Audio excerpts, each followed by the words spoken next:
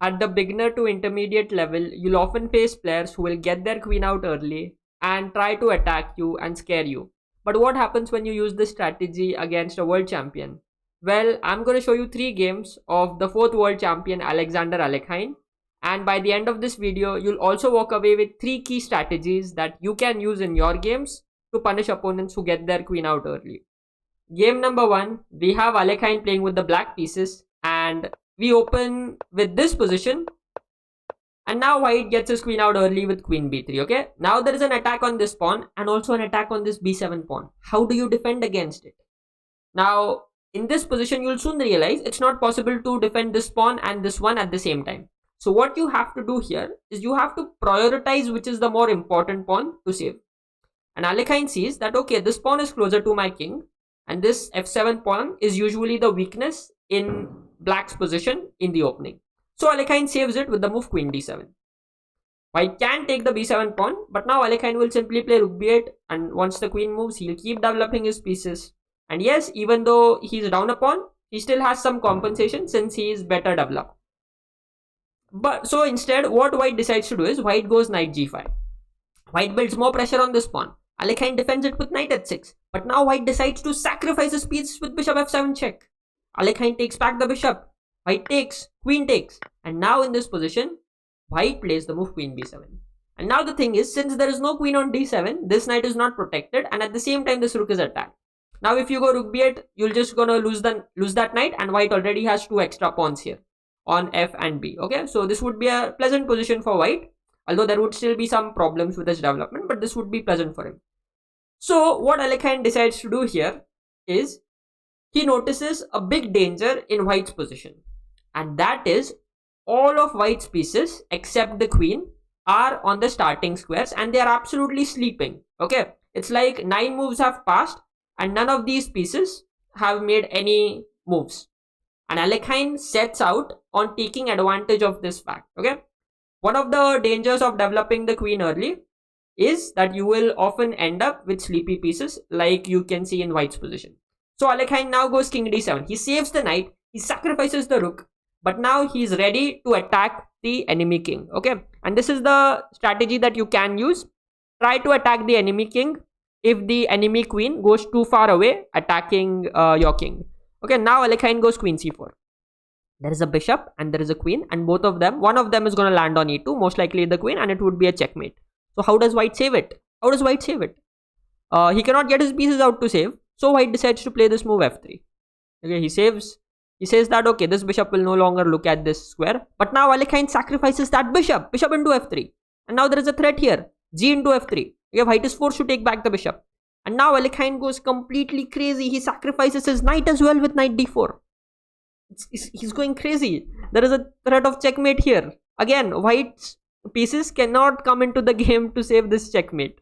Okay, like this knight would love to come to c3, but the pawn is in the way and white is just, helpless. And if white takes the knight, now black is going to gain back that material with interest. After this, let's say white plays this, black is going to win this pawn. And even though it looks like black's pieces are also not developed, the difference here is that the queen can go here, and all black has to do is make a new queen by pushing this pawn. And at the same time, this queen also stops the development of any of these 2 pieces. Okay, so this would have been very dangerous for white. So instead of capturing on d4, white decides to play the move d3. And white says, okay, now I have stopped queen e2, and if you capture the d3 pawn, which Alekhine does, now I will capture the knight. Now there is no queen to capture the bishop. So what do you have, Mr. Alekhine? And this is where Alekhine uncorks a crazy move. A crazy move. Can you spot it? It's black to play. Alekhine plays the move bishop e7. He sacrifices this rook as well. He sacrifices the rook. And if the queen captures the rook, which is what happens in the game, there is this bishop landing on h4. And it's a checkmate. All these pieces were left completely sleeping. This queen was greedy. It captured everything that it could see in black's territory. But white forgot about the most important thing, that is his king. And the king got checkmated. Let's move on to game number 2. Game number 2, we have Alekhine playing with the white pieces. He opens with e4. Black plays the move d5. And now this is known as the center counter opening or the Scandinavian defense. And this opening has a reputation for getting the queen out early as move number 2. Not a good opening, but you'll often face it from many players. So you capture the pawn, the queen is out early as move number 2. And now what often happens is this queen becomes a target of attack herself. Okay? And the way you exploit this is by attacking the queen with your minor pieces. It can be with your knights, it can be with your bishop, it can be sometimes if possible with the rook, and even with your pawns. And we'll see how Alekhine brilliantly executes this strategy in the game. So first he goes knight c3. He attacks the queen. Where does the queen go? The queen goes to a5. He gets his other knight out. The bishop comes in the game. It pins the knight. Alekhine says, okay, let me first play this. Ask what this bishop is doing here. Let me kick that bishop. The bishop drops back. And now Alekhine takes control of the center with the move d4. Black is like, okay, I'll continue developing my pieces. Now Alekhine says, I want to unpin my knight. And once the bishop moves, I'm going to put my knight in the center of the board. And in this position, this knight is very beautifully placed right in the middle of the board, controlling many squares. Black plays knight d7. Black challenges the knight. Now what do? The last move you want to play in this position is give up the knight for this one. You don't want to play knight d7 here, please. Okay, it's like, you have a knight that is that is active, that is, participating in the battle. Whereas this knight just woke up from his sleep and came all the way here to challenge your knight. You don't want to trade this good knight for this sleepy knight. So Alekhine decides he doesn't want to exchange of the knights. He wants to keep the knights, and he goes here knight c4. And as I said, the queen becomes a target of attack, and you can attack it with your minor pieces. Alekhine is doing exactly that here. The knight attacks the queen. The queen has to go to a6. And now if you notice, this queen is standing on the same diagonal as this bishop. If white can move this knight somewhere, this queen can come under an attack, and it may even, die on that a6 square. So Alekhine plays bishop f4. His threat is to give this check, sacrifice the knight, but also win this queen. The queen is like, okay, I can't die on this a6 square. Let me come here and give a check to the king. Alekhine simply blocks the check with the knight. The knight jumps in the middle. Black long castles, gets the king to safety, and also he is thinking of getting the rook in the game, and the rook is already in the game. The queen is a target anyway, so Alekhine attacks it by pushing the pawn to d5, attacks the queen. The queen goes here. The queen is attacking here, but anywhere the queen goes, it's a target for the knight. It's the target for all of white's pieces. The knight goes here, attacks the queen. Where does the queen go? The queen goes here. But all these pieces, both these minor pieces are protected. This bishop is protecting the knight, the pawn is protecting the knight, and this knight is protecting the pawn. So it's like, everything in white's position is protected. There is nothing that the queen really can attack. And at the same time, this queen is running out of squares. Alekhine plays a3, attacks the queen goes to c5. Black has no time to get any of these other pieces. He always has to attend to his queen. Alekhine simply puts the bishop on e3.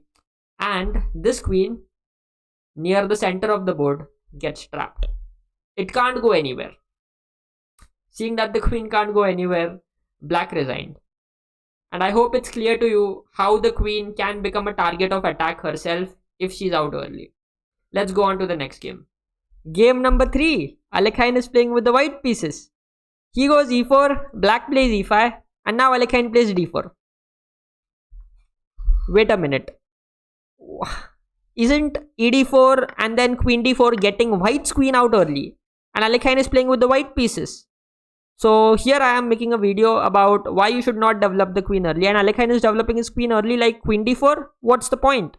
No, Alekhine didn't play queen d4 here. Queen d4 is indeed not the best move, not a good move, because Black gets to attack the queen, and let's say if the queen goes here, it's almost game over before move number 5. Alekhine doesn't play queen d4. He instead plays the move c3. He gambits one more pawn just so that he can get out his pieces faster into the game. So he plays c3, attacks the pawn, and now Black is the one who develops his queen first. Black goes queen e7, attacks the pawn. What will you play now? There are plenty of options. You can play maybe a move like bishop d3. Many different ways you can continue here. Alekhine decides he's going to just simply capture the d4 pawn, And yes, he will lose this e4 pawn and there is a check here on the king. But he is going to punish black for developing his queen early. And the real danger, as you will soon see in this game, is that black's king comes under a huge attack. Okay, and the strategy that Alekhine uses in this game is that he combines attacking this queen and combines attacking on this king. Okay, he combines both those strategies together. Attack on the queen, attack on the king, develop your pieces, and slowly push black back. What will you play if you are white in this position? Think about it. If you play a move like queen e2, that's like the biggest mistake you can make. Because when you want to attack, you want to keep the queens on the board. So don't trade queens like this. Instead, what Alekhine decides to do, he plays bishop g2 and he gambits one more pawn with queen g2. So it looks like all of a sudden isn't white lost? Like this h1 rook is trapped. Like it looks like the rook can't go anywhere. That's not the case. You always have a move like bishop f3 here, attacking the queen. So the queen has to move back to g6. Now Alekhine plays knight e2. And as you can see, all of black's pieces are sleeping. Remember the first danger that I told you about? Whenever you get the queen out early, often it happens that all your pieces, they just don't have time to develop. So that's the problem for black. Black tries to solve it by playing the move knight e7. Not the best square for the knight. Not the best square since it also limits the bishop from getting out. But okay, black plays knight e7. What will you play now?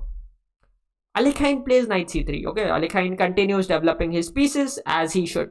And in this position, the best move for black, according to the engine, is to play a move like d5.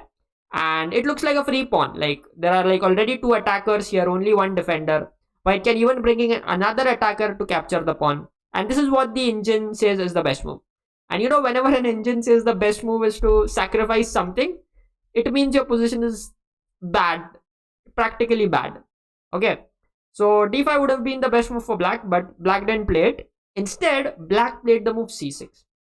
And now notice how nicely Alekhine combines attack against the queen and the king throughout the game. First he goes knight f4, attacks the queen. Where does the queen go? The queen goes here to d6. But with the queen on d6, it again stops the pawn from going out. If the pawn doesn't come out, how is this bishop going to come out?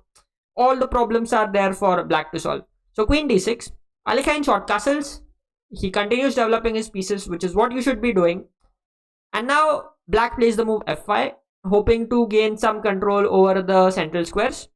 Alekhine simply continues to develop his pieces. The queen drops back. Now what will you play if you're white? In this position, Alekhine now gets his queen out to b3. Black has to somehow develop his sleepy pieces. So he plays knight a6. That's the only square available for the knight to get out. Now, Alekhine plays the move knight d5. He sacrifices the knight.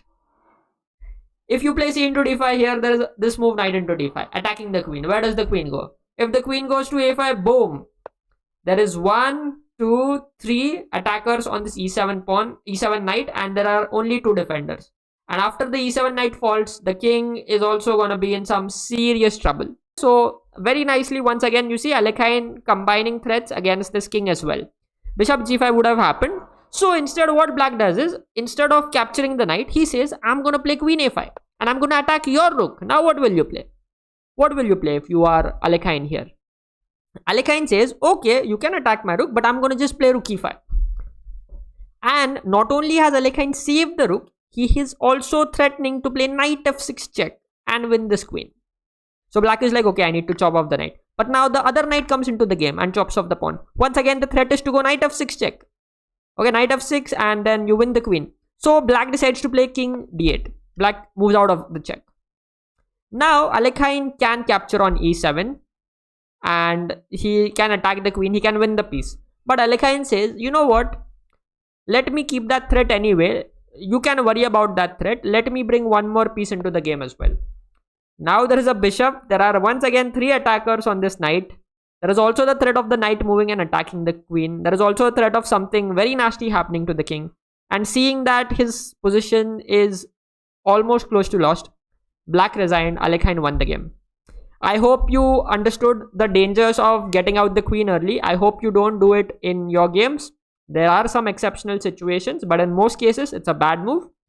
And I hope you also understood the strategies for punishing the opponent who gets the queen out early. If you want to see how another world champion punished this strategy of the enemy getting out the queen early, go check this video out on the screen. Thank you very much. I'll see you there. Bye bye.